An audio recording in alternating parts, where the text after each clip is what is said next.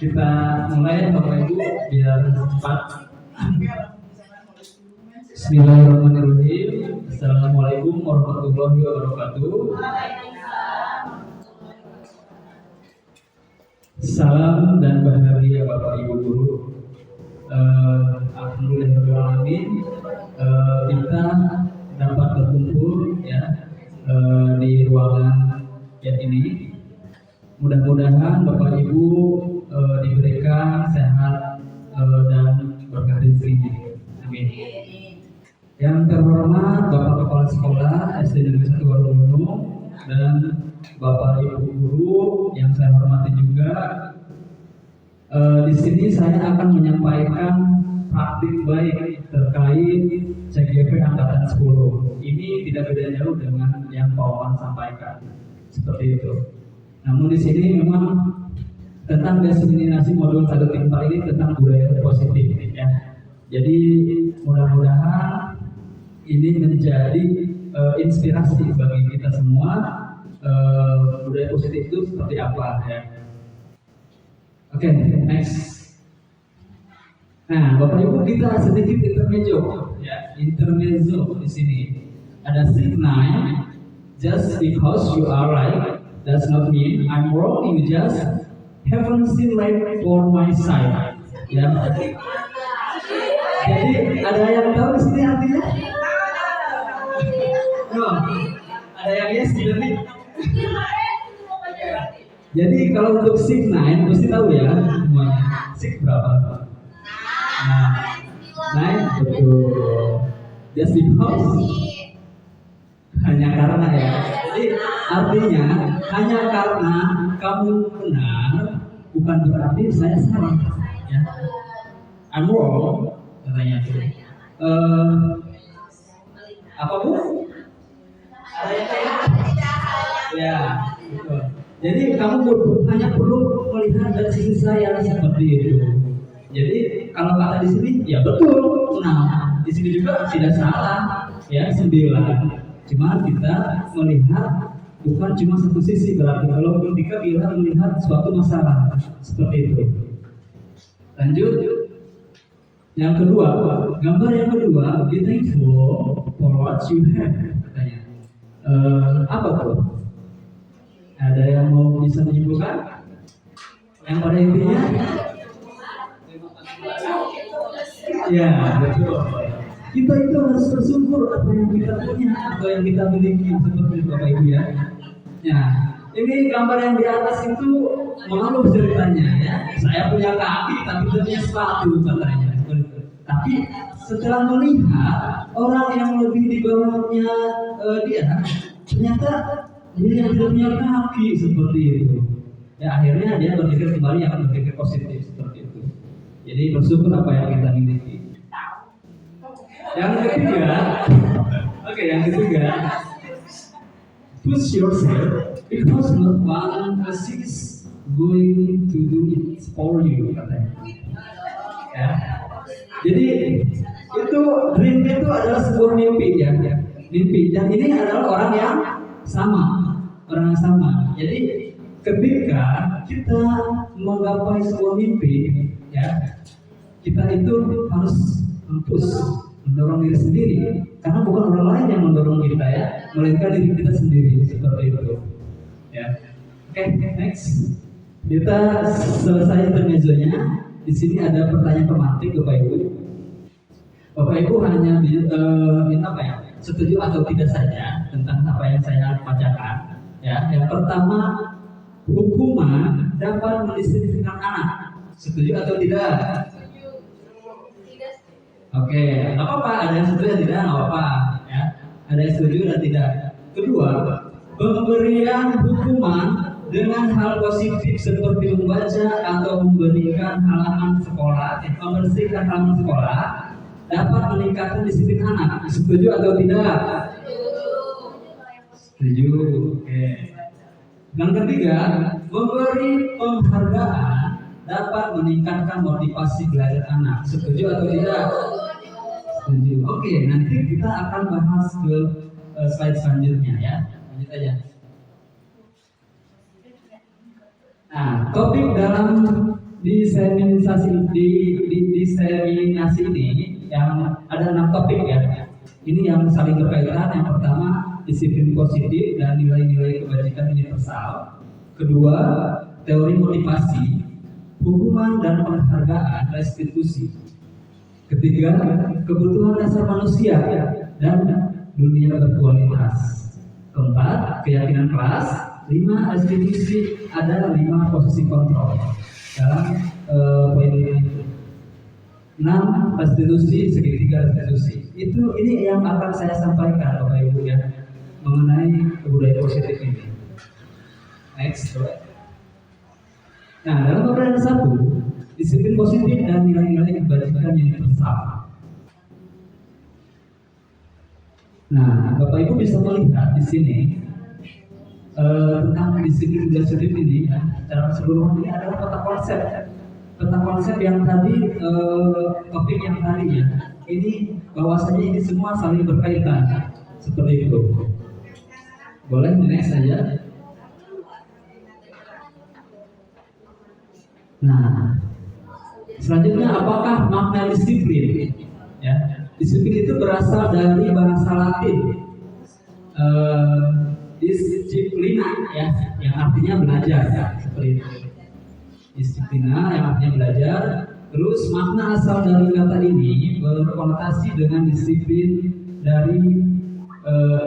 diri dari murid-murid Socrates dan Plato. Itu Socrates dan Plato itu dari apa ya namanya? Dari Yunani ya, Yunani. Terus disiplin diri membuat orang menggali potensinya menuju sebuah tujuan apa yang dihargai. Terus namun dalam budaya kita, maka kata disiplin telah berubah menjadi sesuatu yang dilakukan seseorang pada orang lain untuk mendapatkan kepatuhan. Nah, kecenderungan umum adalah menghubungkan kata disiplin dengan ketidaknyamanan, bukan apa yang kita hargai atau pencapaian suatu tujuan mulia ya, seperti itu. Boleh next. Nah, ini topik yang kedua tentang nilai-nilai kebajikan. Nilai-nilai kebajikan adalah sifat-sifat positif manusia yang merupakan tujuan mulia yang ingin dicapai setiap individu.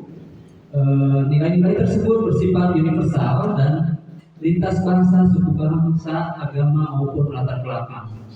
Jadi setiap perilaku atau perbuatan yang kita miliki, menjadi suatu tujuan ya. Itu menurut Dr. William Glasser ya, pada teori kontrol 1944.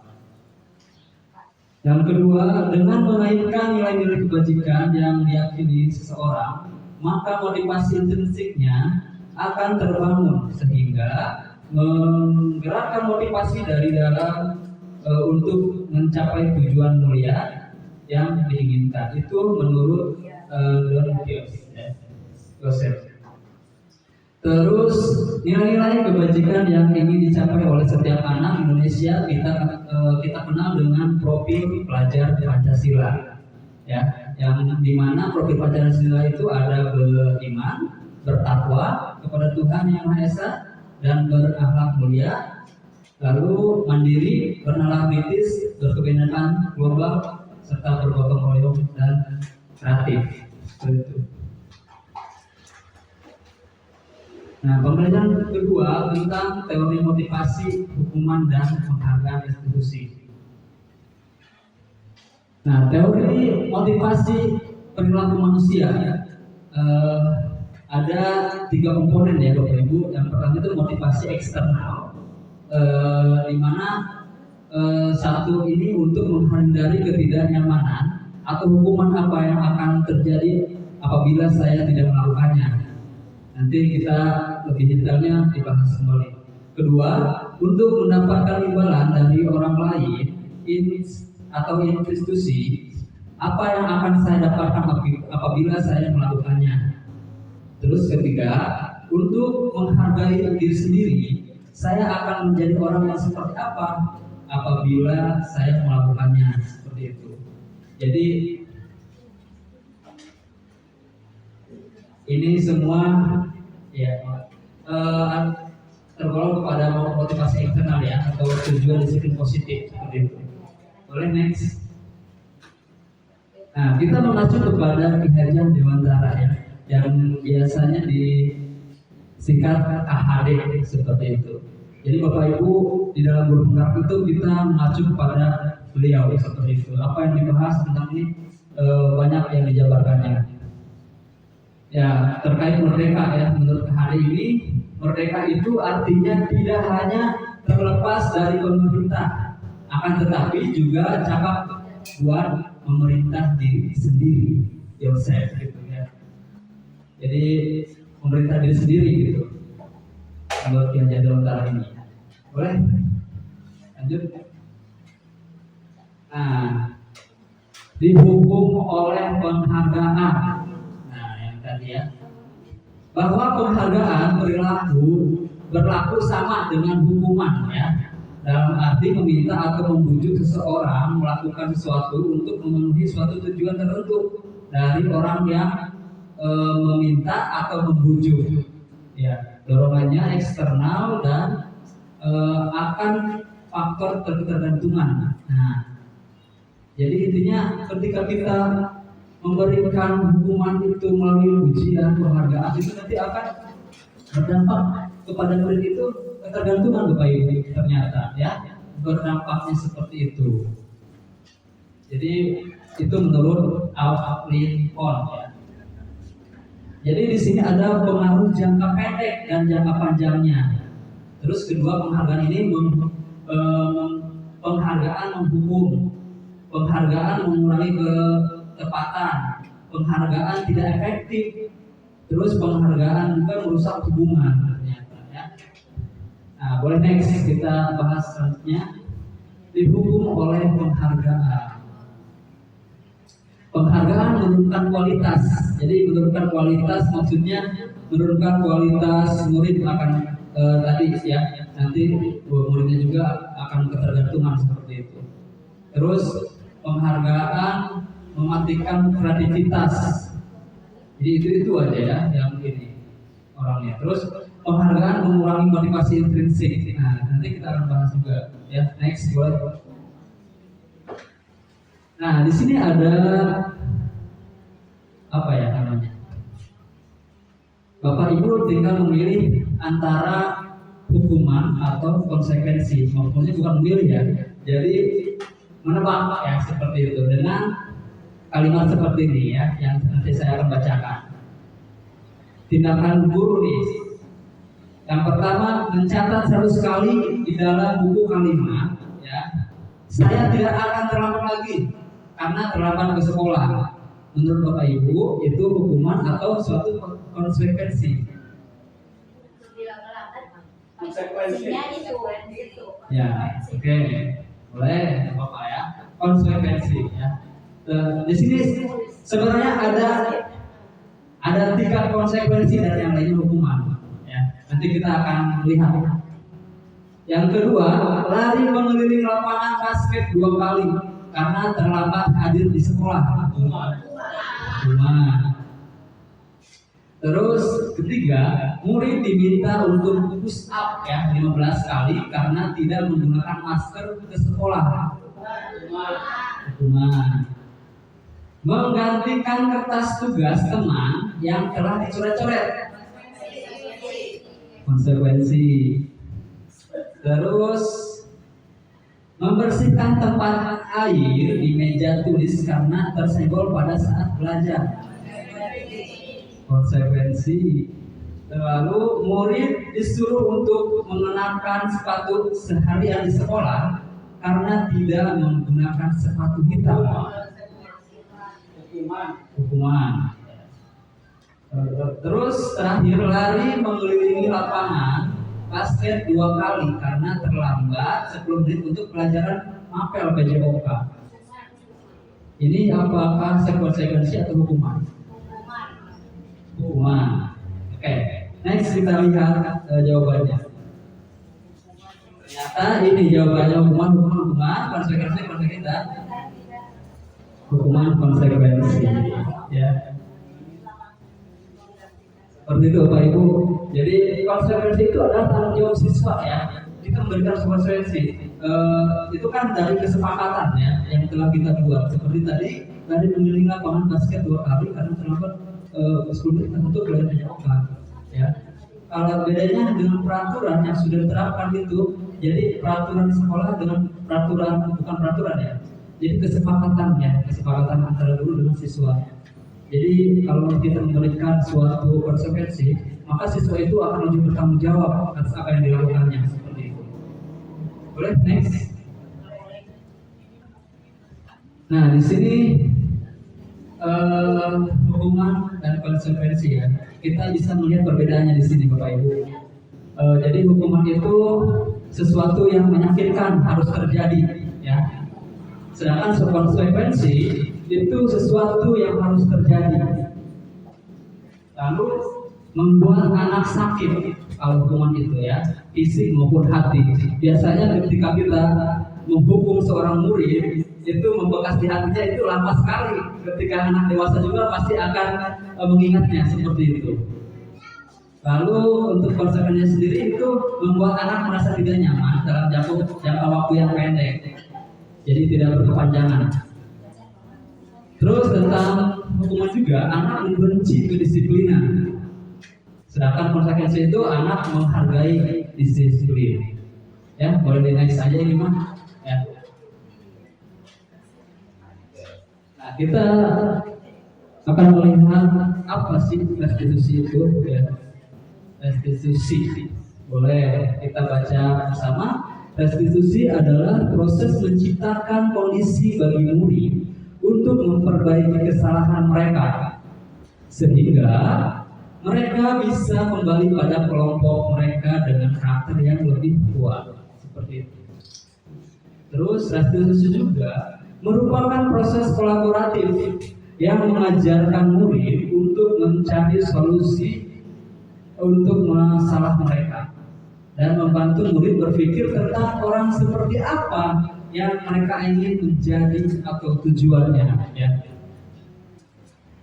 Dan bagaimana mereka harus memperlakukan orang lain itu menurut Gosen ya. Itu teori Gosen. Nanti kita akan lebih bahas detailnya. Lanjut. Nah, di sini ada bagan atau kita sebut apa ya? Identitas gagal dengan identitas yang sukses Bapak Ibu ya. Terkait tadi hukuman, konsekuensi dan restitusi ya. Ini adalah perbedaannya seperti itu. Salah satu contohnya di sini ada kalimat yang negatif, netral dan positif seperti itu. Yang pertama sesuatu yang menyakitkan harus terjadi. Kalau itu hukuman ya. Terus yang kedua konsekuensi itu sesuatu harus terjadi.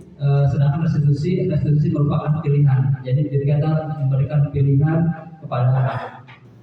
Itu hal yang positif itu berarti ada di restitusi. Boleh di next saja. 9 ciri-ciri restitusi. Yang pertama, bukan untuk menebus kesalahan, namun untuk belajar dari kesalahan seperti itu. Kedua, memperbaiki hubungan. Terus ketiga, tawaran, bukan paksaan. 4, restitusi menentukan untuk melihat ke dalam diri. 5, restitusi mencari kebutuhan dasar yang mendasari tindakan. 6, restitusi diri adalah cara yang paling baik. 7, restitusi fokus pada karakter bukan tindakan. 8, restitusi fokus pada solusi. 9, restitusi itu mengembalikan murid yang berbuat salah pada kelompoknya. Lumayan panas ya Bapak Ibu. Nah, sebentar lagi ini. Pembelajaran ketiga ya, kebutuhan dasar manusia dan dunia berkualitas. Ada 5 kebutuhan dasar manusia Bapak Ibu. Yang pertama belonging ya, kasih sayang dan rasa ingin diterima. Kedua power, kekuatan atau penguasaan. 3, kebebasan, freedom. 4, fun, kesenangan. Dan 5,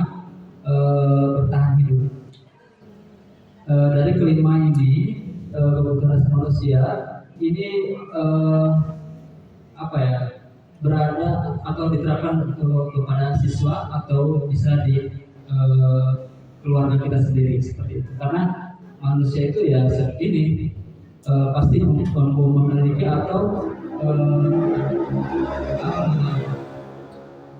memiliki rasa kebutuhan seperti ini ya, butuh gitu.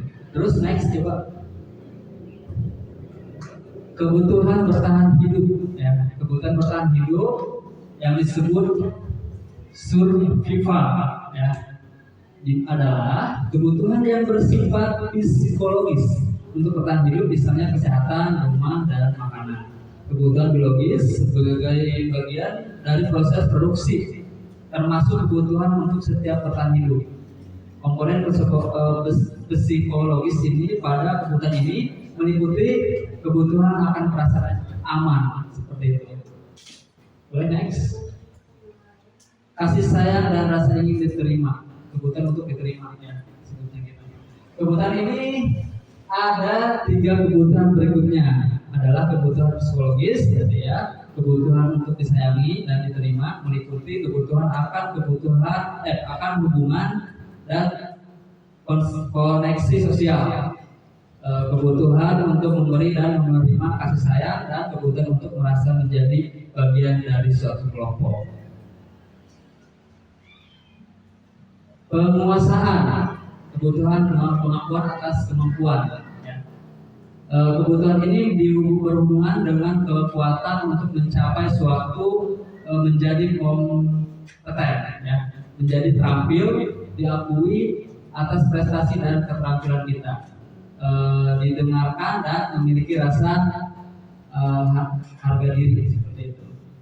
Terus kebutuhan ini meliputi keinginan untuk dianggap berharga, bisa membuat perbedaan, bisa membuat pencapaian, kompeten, diakui, dihormati. Ini meliputi self esteem ya, self esteem, dan ingin untuk meninggalkan pengaruh ya, pengaruhnya itu pengaruh positif.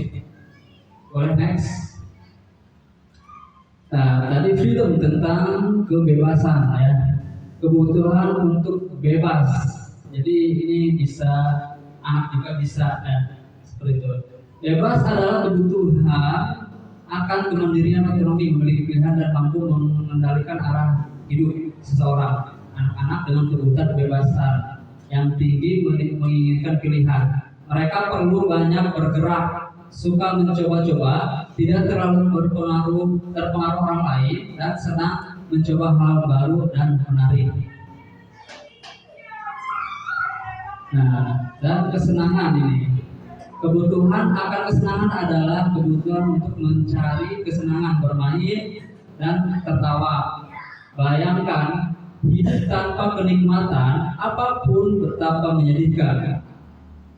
Kaiser menghubungkan kebutuhan akan kesenangan dengan belajar. Semua hewan dengan tingkat intelijensi tinggi seperti anjing, lumba-lumba, primata dan lain-lain itu senang bermain. Saat mereka bermain, mereka mempelajari keterampilan hidup yang penting ya. Hidup yang penting, hal penting. Nah, pembelajaran keempat ini tentang keyakinan kelas. Ini bisa nanti diterapkan sama Bapak Ibu bila mana ini hal yang baik atau positif seperti itu. Oke, mengapa tidak peraturan saja? Mengapa harus keyakinan kelas? Ya.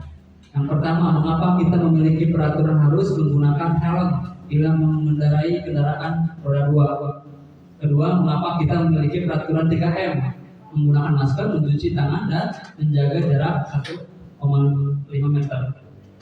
Ketiga, mengapa kita memiliki peraturan harus datang tepat waktu pada saat mengikuti pelatihan? Untuk mendukung motivasi intrinsik, kembali ke nilai-nilai keyakinan yang lebih menggerakkan seorang dibandingkan mengikuti serangkaian peraturan-peraturan tersebut. Jadi bisa kita terangkan, misalkan di sekolah itu kita sering menggunakan apa yang namanya 5S ya. Apa buat tadi 5S itu? Ya, salam, ya, sapa, senyum, ya, dan lain-lain gitu ya. Terus next.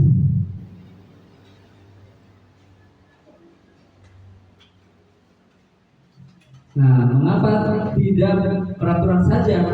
Mengapa harus keyakinan kelas? Jadi peraturan ya dengan keyakinan itu hal yang sama, tapi berbeda seperti Bapak Ibu. Jadi peraturan itu yang dibuat oleh sekolah, sedangkan keyakinan kelas itu sama kita dengan murid seperti itu. Jadi seseorang akan lebih tergerak dan menjelaskan seperti itu. Seseorang akan lebih tergerak dan bersemangat untuk menjalankan keyakinannya daripada hanya sekedar mengikuti serangkaian peraturan tertulis tanpa makna. Murid-murid pun demikian, mereka perlu mendengarkan dan memahami arti sesungguhnya tentang peraturan-peraturan yang diberikan. Apa nilai-nilai kebajikan di balik peraturan tersebut, apa tujuan utamanya, dan menjadi tidak tertarik atau takut sehingga hanya sekedar mengikuti serangkaian peraturan-peraturan yang mengatur mereka tanpa memahami tujuan yang mulia. Lalu pada pembelajarannya di sini pada pembelajaran disiplin dan nilai-nilai kebajikan universal, nilai-nilai kebajikan yang dapat menjadi landasan kita dalam membuat suatu keyakinan sekolah atau menentukan visi dan misi atau tujuan sekolah. Nanti kita akan coba lanjut. Nah, pembentukan keyakinan kelas ini seperti ini Bapak Ibu. Keyakinan kelas bersifat lebih abstrak ya daripada peraturan yang lebih rinci dan konkret. Kedua, keyakinan kelas berupa pertanyaan-pertanyaan universal. Tiga, pernyataan keyakinan kelas senantiasa dibuat dalam bentuk positif. Empat, keyakinan kelas hendaknya tidak terlalu banyak sehingga mudah diingat dan dipahami oleh semua warga sekolah, khususnya itu siswa. Lalu selanjutnya, keyakinan kelas sebaiknya sesuatu yang dapat diterapkan di lingkungan tersebut, ya bukan di luar. Misalkan di lingkungan kelas ini kelas ya gitu. Terus semua warga kelas hendaknya ikut berkontribusi dalam perbuatan keyakinan kelas lewat kegiatan curah pendapat. Dan terakhir, bersedia meninjau kembali keyakinan kelas dari waktu ke waktu. Seperti itu. Nanti kita akan melihat, oke, lanjut prosedur. Ini prosedurnya ya. Apa dulu ya? Salah satunya misalkan mempersilakan murid di dalam kelas untuk bercurah pendapat terlebih dahulu ya tentang apa peraturan perlu disepakati di kelasnya seperti itu.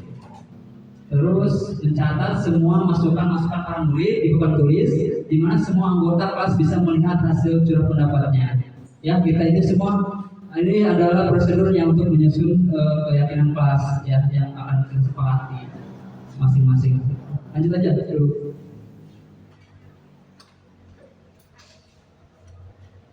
Nah, di sini ada sebenarnya kita pemantik lah peraturan dan keyakinan kelas ya. Bapak Ibu bisa apa ya namanya? Bisa menebak mana tentang peraturan dan mana tentang keyakinan. Ya. Yang pertama, selalu kembalikan buku ke tempatnya. Bapak Ibu, itu adalah peraturan atau maaf. Ya. Peraturan atau keyakinan kelas itu. Antara ya dan tidak. Oke, kita lanjut aja seperti ini ya. Jadi intinya selalu kembalikan ke buku ke tempatnya ini. Jadi kita merubah kalimat ya. Merubah kalimat misalkan ada bertanggung jawab seperti itu. Bukan merubah kalimat, merubah makna ya. Coba next dulu ya. Terus nah di sini ya. Selalu kembalikan buku ke tempatnya. Itu adalah kalau di peraturan ya dengan keyakinan kelas itu berbeda. Jadi makna dari keyakinan kelasnya itu tanggung jawab seperti itu. Kalau ketika ada peraturan seperti itu, siswa Iya, jadi seperti itu. Dilarang mengganggu orang lain, itu berarti menghormati orang lain. Hadir di sekolah murid sendiri sebelum pembelajaran dimulai, menghormati orang lain dan berkomitmen. Terus dilarang melakukan kekerasan, keselamatan, menghormati orang lain. Dilarang menggunakan narkoba, itu masuk ke dalam kesehatan. Terus bergantian atau menunggu giliran. Jadi ketika ke WC ya, itu harus tertib begitu maksudnya. Harus bergantian menunggu giliran orang lain. Jadi menghormati orang lain dan bersabar. Gunakan masker, kesehatan dan keselamatan. Jangan berlari di kelas atau koridor. Itu keselamatan dan keamanan. Next. Nah, ini proses penyusunan kelasnya Bapak Ibu ya. Ketika kita ingin membuat kesepakatan kelas atau kegiatan kelas, ini ya ada 5 prosesnya. Yang pertama kita menggambarkan dulu ya peraturan kelas itu seperti apa kepada siswa ya. Lalu terus maksudnya. Nah, yang pertama jadi meminta siswa untuk menulis keyakinannya ya. Jadi kita siswa itu bisa memberikan pilihan. Biasanya gini, Pak katanya si Anuma suka haruan kolot gitu ya. Itu bisa jadikan peraturan keyakinan kelas gitu ya Bapak Ibu, biar tidak dilakukan. Jadi ketika anak memoyokan lah sebetulnya ya, memoyokan itu ada tanggung jawabnya sendiri seperti itu, dengan konsekuensinya sendiri. Terus jadi intinya memberikan apa dulu nih ke siswa nih ya ininya. Terus membahas keyakinan yang telah ditulis. Jadi Bapak Ibu nanti bisa memilih keyakinan kelas dan peraturan kelas yang dipilih dan akan disepakati seperti itu. Sama memilih keyakinan kelas bersama-sama, terus mengubah keyakinan agar menjadi kalimat positif yang tadinya negatif jadi positif. Bisa Bapak Ibu bimbing seperti itu. Terus kelima, menyepakati keyakinan kelas secara bersama, setelah disepakati dan lalu diterapkan seperti itu. Nah, refleksi kesepakatan keyakinan kelas. Di sini di akhir ya, penghujung nanti akan ada sebuah video yang akan saya tayangkan tentang 5 posisi kontrol tadi, agar kita mengetahui praktek baiknya seperti apa. Pertama, pertanyaan keyakinan kelas ini senantiasa dibuat dalam bentuk positif. Terus keyakinan kelas hendaknya tidak terlalu banyak sehingga mudah diingat dan dipahami oleh semua warga kelas. Ketika meninjau kembali keyakinan kelas dalam waktu ke waktu. Jadi Bapak Ibu ketika memang pergantian tahun ajaran bisa dibuat kembali seperti itu, atau bisa yang seperti itu dilaksanakan terus. Lalu lanjut. Nah, pembelajaran 5 dalam 5 posisi kontrol ya. Apa sih? Nah, di sini 5 posisi kontrol ini ada yang pertama penghukum, kedua pembuat rasa bersalah, 3 teman, 4 pemantau, dan kelima manajer.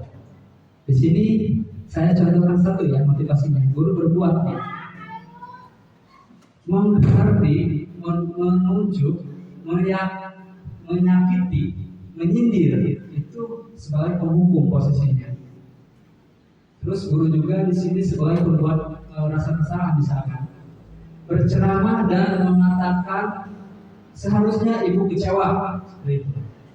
Lalu kalau sebagai teman membuat alasan-alasan untuk muridnya. Sebagai pemantau menghitung dan mengukur. Guru sebagai manajer nih yang paling positif, mengajukan pertanyaan-pertanyaan terlebih dahulu ketika memang anak mempunyai kesalahan seperti itu. Jadi tidak langsung memberikan atau menjudge ya hal yang negatif atau menghukum langsung. Next. Nah, di sini Bapak Ibu bisa perhatikan pertanyaan-pertanyaannya. Siapa yang mengatakan mengatakan, ada kolomnya ya. Saya kecewa sekali dengan kamu, misalkan, membuat orang merasa bersalah. Kamu tidak pernah benar melakukannya, sebagai pembuku. Itu kalimat-kalimat Bapak Ibu. Ayolah, misalkan lakukan demi ibu atau bapak, ya teman. Terus apakah kamu mau mendapatkan stiker bintang hari ini? Itu sebagai pemantau. Terus bagaimana kamu bisa menyelesaikan masalah ini? Nah, itu posisinya sebagai manajer. Kamu selalu yang paling terakhir, ya. Itu bisa menjadi posisi penghubung. Oke, kita bisa lihat videonya terlebih dahulu tentang posisi kontrol.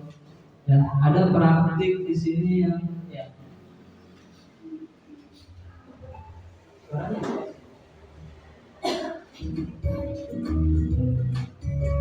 Ya, sambil santai ya Bapak Ibu, kita lihat video sedikit ini. Dalam penerapan disiplin positif restitusi, salah satu program yang dikembangkan adalah 5 posisi kontrol. 5 posisi kontrol dalam restitusi adalah proses perjalanan seorang pendidik agar dapat mengenali dirinya. Pada video kali ini, kita akan membahas tentang 5 posisi kontrol yang Bapak Ibu izinin minum sebentar ya. dengan contoh penerapan. Minum.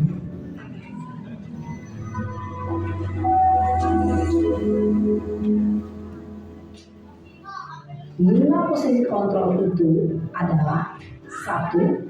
Posisi penghukum, 2. Posisi pembuat merasa bersalah, 3. Posisi teman, 4. Posisi pemantau atau monitor, dan 5. Posisi manajer.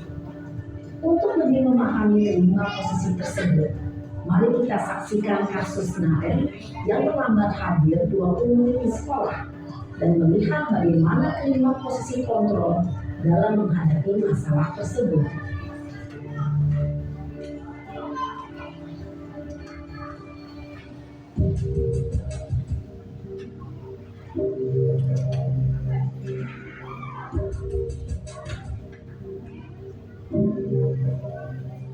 Naren,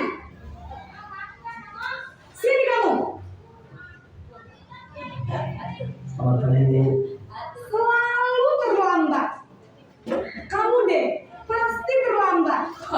Maaf Bu, saya Apa? Apa coba? Alasan kamu apa lagi? Kapan sih kamu tidak terlambat?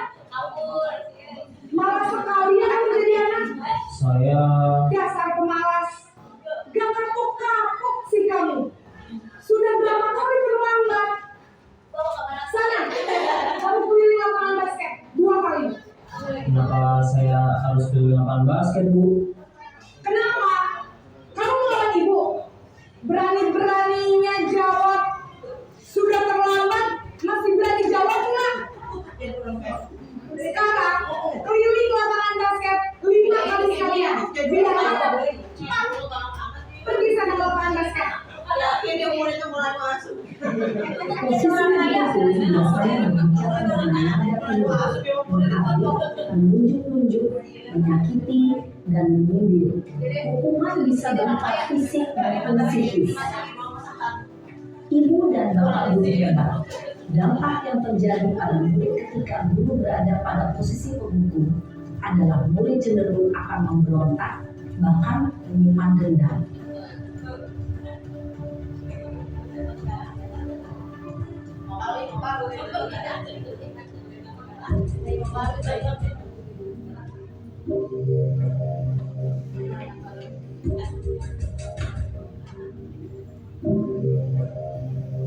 Naren,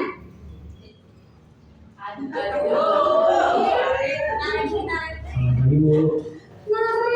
Naren, kamu kenapa terlambat lagi, nak? Ya Tuhan, Naren. Kamu sih udah bikin ibu susah ya. Kalau kamu terlambat lagi, nanti ibu yang ditegur bapak kepala sekolah,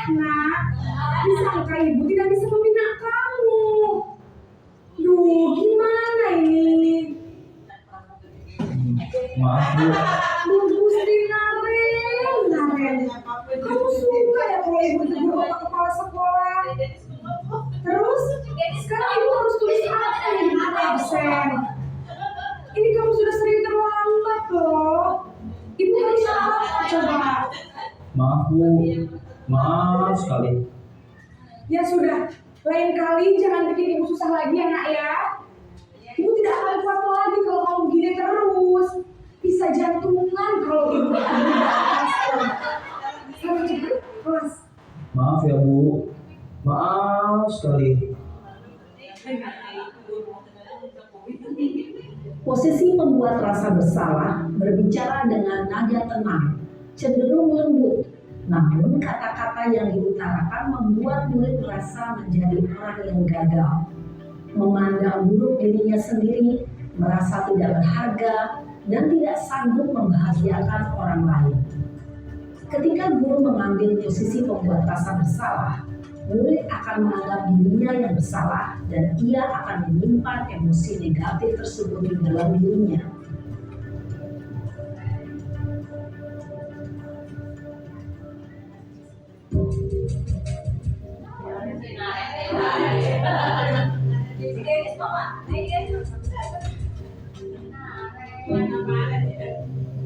Naren,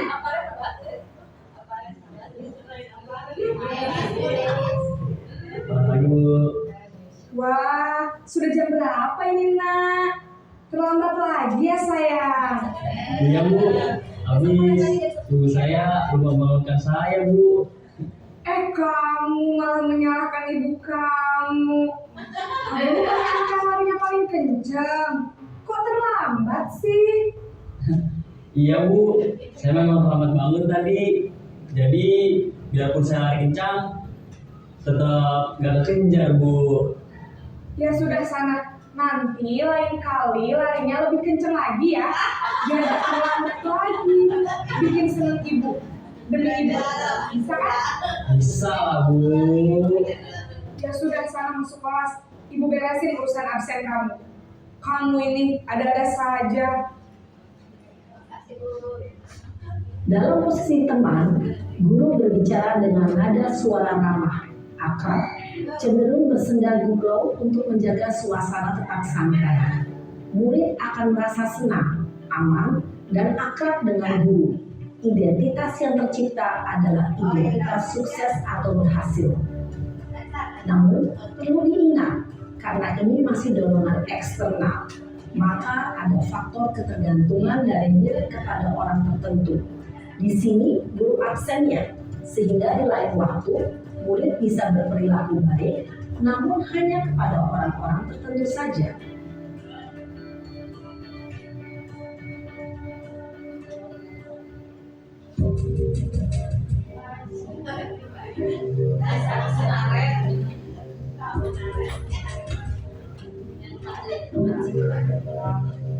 Naren!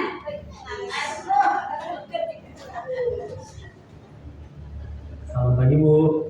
Naren, apa peraturan sekolah kita tentang jam berapa kita harus masuk sekolah, nak? Kita harus di sekolah jam 7 Bu. Iya betul, sekarang sudah jam 7.20. Naren sudah tahu konsekuensinya jika terlambat hadir. Paham Bu, saya harus tinggal kelas pas jam istirahat selama 20 menit. Iya benar, konsekuensinya demikian. Jadi nanti jam 9.30 pas istirahat, kamu harus tinggal di kelas, kerjakan tugas tambahan untuk ketertinggalan kamu, ya? Baik Bu. Posisi pemantau mengandalkan penghitungan atau data untuk mengontrol murid. Guru mengarahkan murid berdasarkan peraturan dan konsekuensi. Seorang pemantau menunjukkan bahasa tubuh dan ekspresi wajah yang datar dan cenderung formal.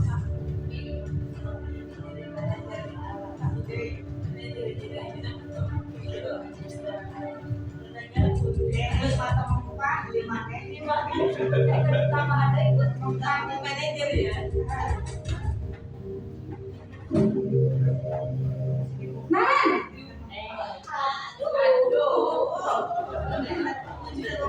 Selamat pagi Bu. Selamat pagi Naren. Maaf Bu, saya terlambat. Iya, sekolah masuknya jam 7, sekarang sudah jam 7.20. Jadi sekarang bagaimana ini Naren? Maaf Bu, saya lupa alarm saya semalam. Baiklah, menurut kamu, keyakinan sekolah yang mana yang perlu kamu tingkatkan? Menghargai diri sendiri dan orang lain mungkin ya Bu. Setuju. Jadi, apakah Naren meyakini prinsip saling menghormati tersebut? Iya Bu, saya meyakininya. Apakah Naren bersedia memperbaiki masalah keterlambatan ini? Bersedia Bu. Bagaimana kamu akan memperbaiki masalah keterlambatan ini? Saya akan coba untuk tidak lupa menyetel alarm saya Bu. Baik, kalau Naren lupa menyetel alarm di rumah, ada orang yang kira-kira bisa bantu mengingatkan tidak? Ada Bu, kakak saya, Kak Emma. Ada lagi selain Kak Emma? Selain Kak Emma, ada Baik, jadi yang mengingatkan Naren adalah Kak Emma dan ibu kamu ya?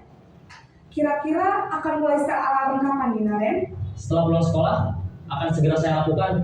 Baik, jadi Naren akan setel alarm untuk bangun besok pagi dan akan diingatkan oleh kakak dan ibu dan Naren ya. Ada lagi yang mungkin perlu dilakukan Naren agar tidak terlambat bangun lagi. Tidak ada Bu. Baik Naren, terima kasih untuk kerjasama kamu. Sekarang kamu perlu kembali ke kelas untuk belajar. Baik Bu, terima kasih. Posisi manajer adalah posisi kontrol yang disarankan untuk membimbing murid memiliki sikap disiplin yang positif, yaitu murid yang mandiri, bertanggung jawab, dan dapat memecahkan masalah. Tujuan dari posisi ini adalah agar murid dapat berefleksi atas tindakannya. Guru akan dengan tulus memberikan pertanyaan-pertanyaan bermakna, sehingga membuat murid dapat belajar dari kesalahannya dan mencari sebuah solusi untuk menyelesaikannya. Ya, Bapak Ibu, itu adalah cuplikan ya pembahasan dari 5 posisi kontrol tadi. Menurut Bapak Ibu, posisi yang kita sebagai guru, posisi yang paling tepat itu posisi yang mana? Seperti itu. Apa mungkin kembali ke kantor masing-masing? Ya. Jadi posisi kontrol manajer ini memberikan sebuah pilihan, ya, sebelum kita bertindak seperti itu. Kita lanjut sebentar ya Pak Ibu, ini sebentar lagi nih tentang pembelajaran tenaga. Segitiga restitusi. Ya.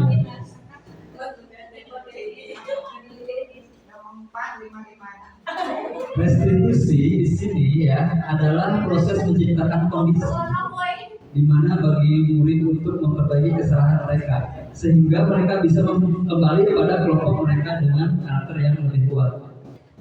Lanjut, Nah, Bapak Ibu, di sini ada segitiga restitusi, ya, di mana ketiga segitiga restitusi saling berkaitan dan berhubungan, ya.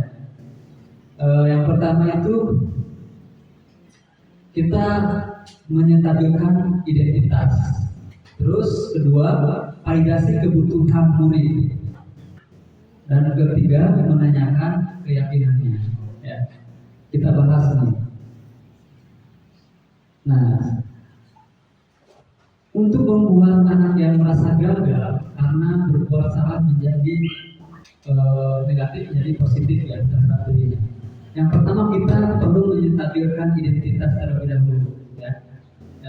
Contoh kalimatnya di sini ya, guru berkata berbuat salah itu hal yang manusiawi, ya, tidak ada manusia yang sempurna. Bapak Ibu juga buat salah, ya. Lanjut, kita pasti bisa menyelesaikan permasalahan ini. Terus Bapak Ibu tidak tertarik untuk mencari tahu siapa yang benar, siapa yang salah. Bapak Ibu lebih tertarik untuk menyelesaikan masalah ini. Yang terakhir, kalau kamu menyelesaikan dirimu sendiri, terus menerus, apakah kamu bersikap baik pada dirimu sendiri? Itu ya. Lanjut. Membantu murid mengenali basicnya atau kebutuhan dasar yang ingin dipenuhinya ketika melakukan kesalahan itu. Pada dasarnya setiap tindakan manusia tujuannya adalah memenuhi kebutuhan dasar, apakah itu penguasaan, kebebasan, kasih sayang dan rasa diterima. serta kesenangan atau bertahan hidup. Ya, di sini yang kedua validasi kebutuhan. Bisa kalimatnya seperti itu, seperti ini ya Bapak Ibu.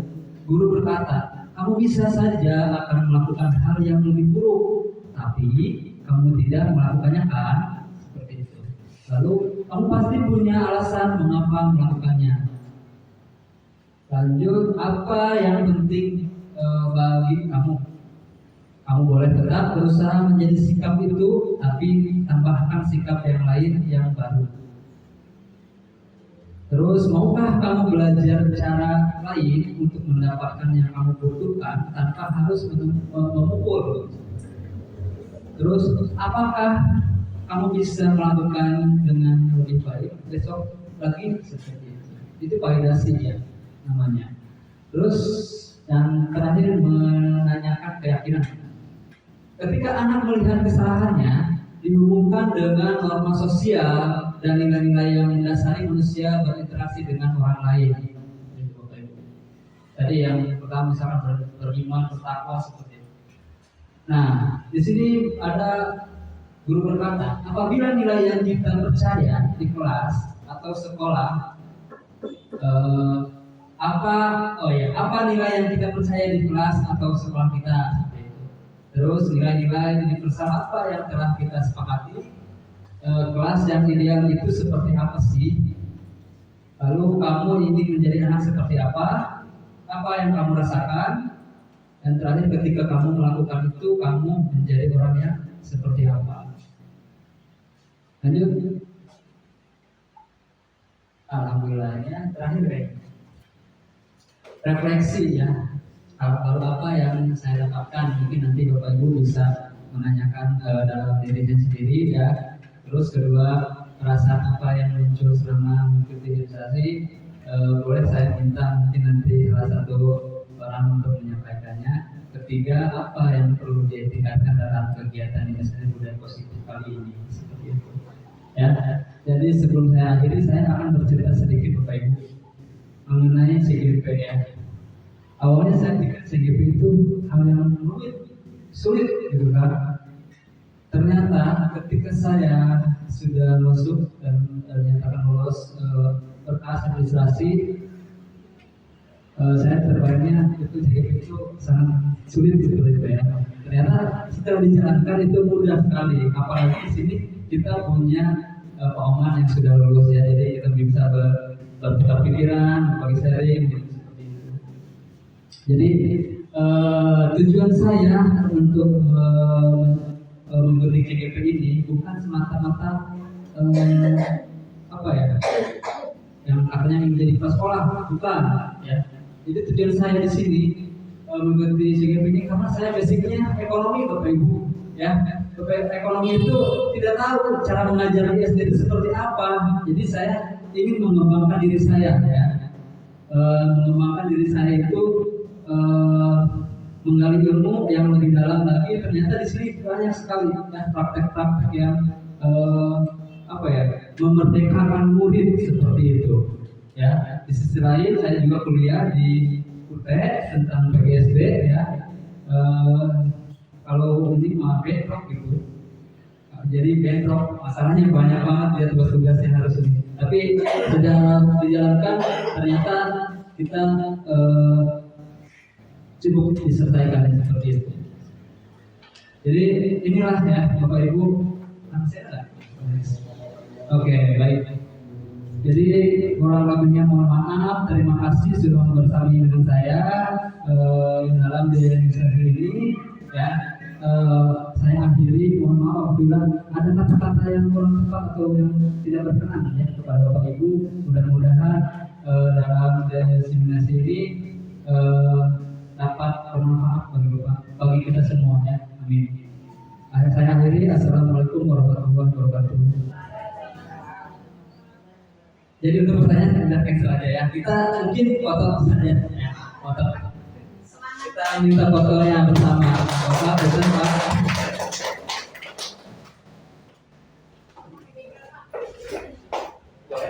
Yang pertama.